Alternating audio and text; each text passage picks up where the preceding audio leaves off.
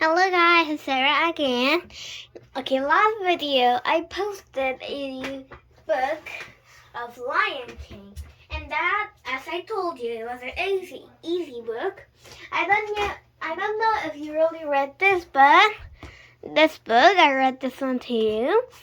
And since I told you last video, I love Lion King, so I decided to go with a lot harder version of Lion King because, as I know, since you guys are pretty good at English, I am planning on reading this harder book for you. And there's wait a minute, lots of chapters in this book, like there's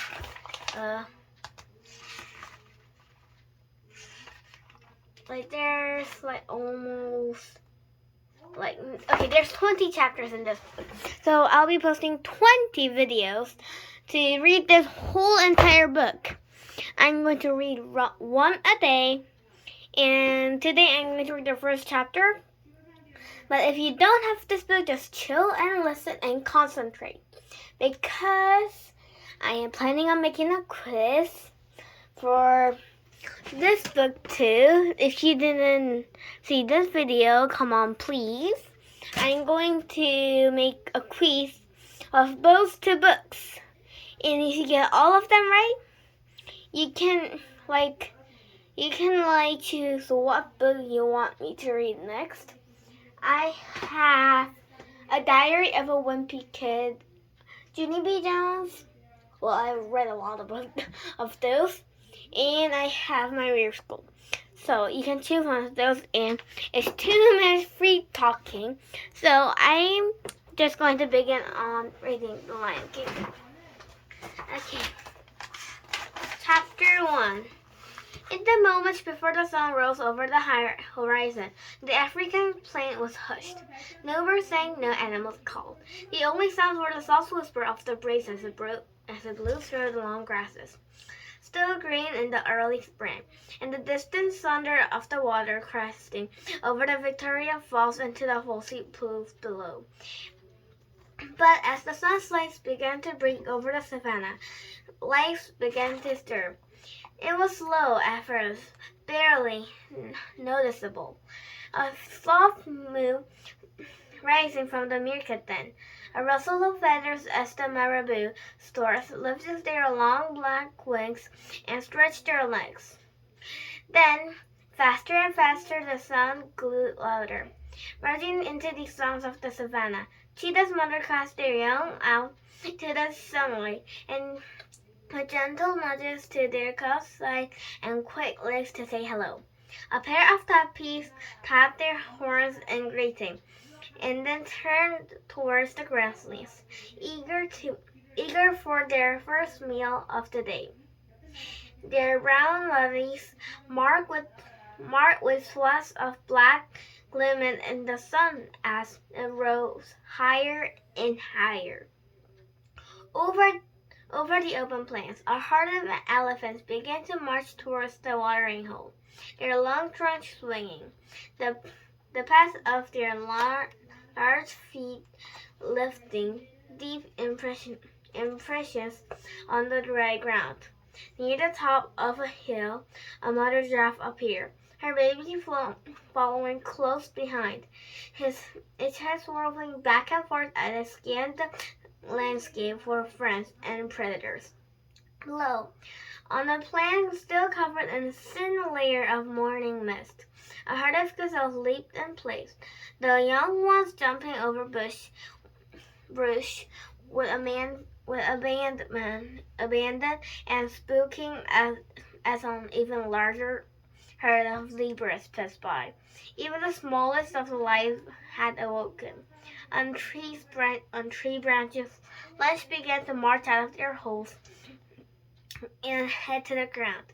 Careful, they stay out of the way of a hungry guinea fowl. Tiny birds flew from branch to branch, the blotted occasion swooping down to ride on on a passing elephant. Okay, so far I read you some animals going to some place. It is like at the crack of dawn, and all the animals are moving to some place. Okay, I think you might be asking, why did I pause? And why am I telling you about this? Okay, because this is like almost like more than 260 page, 70 pages of page, 70 pages in this book. So it has lots more details and it has much and is much hard to understand than this book. So in this book, like if you compare it to this, pictures, no pictures, less words, much more words. So this has lots more details. So it is much more fun for me. Yes, you know I like Lion King, but it's might be a little bit harder for you guys. So I am just like kind of like once 3 paragraphs. Okay. As all the animals of the savannah continued to wait, the sound grew to a kernel till finally it broke with a loud throat from an elephant. But beneath the peace was growing sense of excitement that every animal, from the largest to the smallest, felt. It was why, in most perfect century, in perfect harmony, they began to make their way to the Pride Rock, the heart of their part of the savannah. Pride Rock was where Mufasa, the giant lion who had led the land for years, and his pride of lions lived.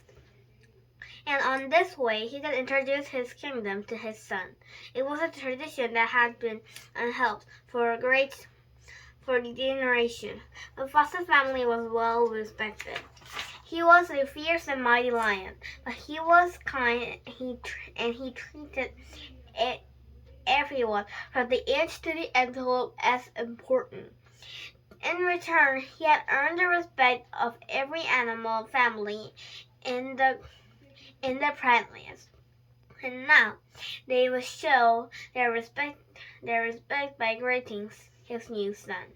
The sun had fully risen in the sky by the time all the animals arrived at Pride Rock. A hush fell over them as they raised their heads to look at the large rock jutting out over the savannah. Okay, I'm having some problem reading here. It dominated the landscape, casting those nearest to it in shadow. For years it had been symbol of their kingdom, a season to prove it shelter. And in the dry season, it was the refuge from the brutal sun. But most importantly, it was where Mufasa and his queen Sarabi lived with the other pride of lions. Now it was a stage, and everyone was eager to show it begin. Okay, as I said, I'm going to pause a minute, and I'm going to tell you what is happening, because you might not know. But if you know what is going on, just skip this whole entire thing and get back to where I was reading. Okay, so Mufasa is the king of Pride Rock, and Pride Rock is where all the animals were going at the crack of dawn. And they were going to celebrate a birth, to celebrate the birth of Mufasa and Queen Sarabi's newborn cub.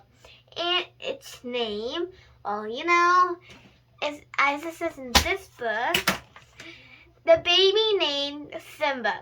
So they're congratulating Simba's birthday. And they said it's a tradition, and I'm sure you guys know what will happen. Okay? As they waited inside the cave in the back of the Pride Rock, Mufasa looked down at his queen. Beside her, their young self Simba slept peacefully, unaware of what was in store. His light brown body was relaxed, his sides rising evenly as he as he breathed in and out. Lowering her hands up, Zara gently nudged the young cub. Simba's eyes slowly opened. At the comforting sight of his mother and father, he let out a big yawn and then stretched. Mufasa smiled proudly, watching him. He had done many great things in his life, but the thing he was most proud of was this: his son, his queen, and the life he had created for them. Hearing footsteps, Mufasa turned and his grin grew wider. His old and confident Rafiki has arrived. Although the mandarin was a bit grizzled and bent, his eyes were still bright. He let out his wooden staff and a little more than he once had, but his steps were still light. It had been Rafiki who had introduced Mufasa to the kingdom when he was just a cub, as he would do now with Simba. Approaching it together, the two old friends exchanged a hug, and then Mufasa stepped aside. It was time for the ceremony to begin. Okay, so one more pause. As I said on the before pause, you can just, if you know what happened, just skip the whole entire thing and just get to where I was reading. Okay. But if you don't want to listen to me talking this much, you can just think about what is happening yourself. Okay. So Mufasa is going to celebrate the birth of his new cub Simba, as I told you, and old Rafiki the Mandrill came over and it's about the ceremony to start. But and Mufasa's most proud thing is Simba born. Okay, so that's the whole entire thing I read. And okay, so after this chapter, I'm planning on making you write a summary of this chapter, and I'm planning on also making a quiz, and you can write the answers on what you sang on there, and you can like send the message to me. You can send it in the chat box I have below, or just like do what you're saying. Okay, in the next video I will do no reading, but I'll just tell you the answers of the questions. Okay, let's just begin. Simba watched curiously as the monkey stepped in front of him. Seeing his wooden stick, the cub playfully tried to bat at it, messing and causing the adults around him to laugh. Rafiki nodded pleased.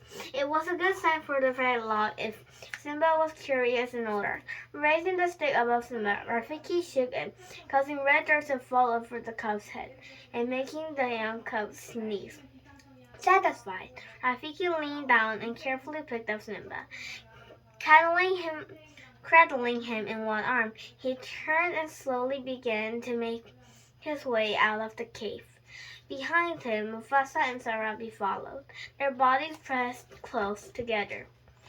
And as they came out onto the rock, the sun went behind a cloud, as if not wanting to take away from the moment. Below, the animals leaned forward in anticipation. Step by step, Rafiki made his way towards the edge of Pride Rock, until at last he stopped. Mere inches from the steep drop. As he gathered the animals watched from below, Rafiki lifted Simba up, until finally he had raised baby Simba, for all to see. Instantly, the gathered animal erupted in noise. Elephants drowned, zebras stomped their feet, storks flapped their wings, and cheetahs let out their own cries. Then the sun burst through the clouds, a beam of light falling right now onto the head of Simba, the future king. The animals dropped their heads, bowing in respect. Simba, still hanging from Rafiki's arms, looked down upon it all, unaware of the greatness of this moment. This was the way of life on Pride Rock. It was how it had always been and how it should always be. It was the circle of life, the way of the savannah. Through times of hardship and times of ease, the animals relied on another, and the owner to learn of life to keep them going. Now it was Simba's turn to join the circle. And while he didn't know it yet, someday it will be up to him to take his father's place and complete the circle when he's king. Okay, so maybe I'll just start reading here. I'll maybe put a tag here. Let me just get one. Okay. So I'll just put a tag here. And we'll read this probably next video or tomorrow or whenever you want me to read this book. So, as I said, I'm going to make a quiz for you. Okay. Getting a piece of paper to write on. You can see my terrible handwriting. And where's the pen? Okay, I'll just get it. Okay, so number 1. Why is the animals going to the Pride Rock? That is the first question. Why is the animals going to the Pride Rock? If you answer that, you can get to pick My Year School's Ginny B. Jones or The Diary of a Wimpy Kid. Okay. The second question is, Rafiki is described as old. What is one thing that proves Rafiki is old? That's the second question. Because in the book said Rafiki is an old friend of Mufasa, which means Rafiki is old. So what you have to do is to write about why do you think they describe Rafiki as old. If you have this book, just flip the page and look at what is on there. But if you don't have the book, as I showed you, I read it like this. La, la, la, la. So you can just zoom and zoom and zoom like this. Zoom and zoom and zoom. So if you keep on zooming like that, you finally get to see the place where they describe Rafiki as old and why they think Rafiki is old.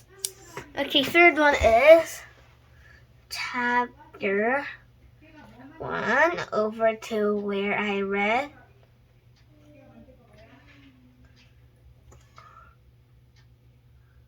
summary. Okay, I got the wrong spelling. Okay, summary. Okay, I want you to write a summary of what I read so far. Okay, if you listen to what I said between all of the videos, you will be able to solve all of these. These are like ridiculously easy questions. So, okay, anyway, that's enough for our video today. And thank you. Please like and subscribe and click the bell for more videos. And bye.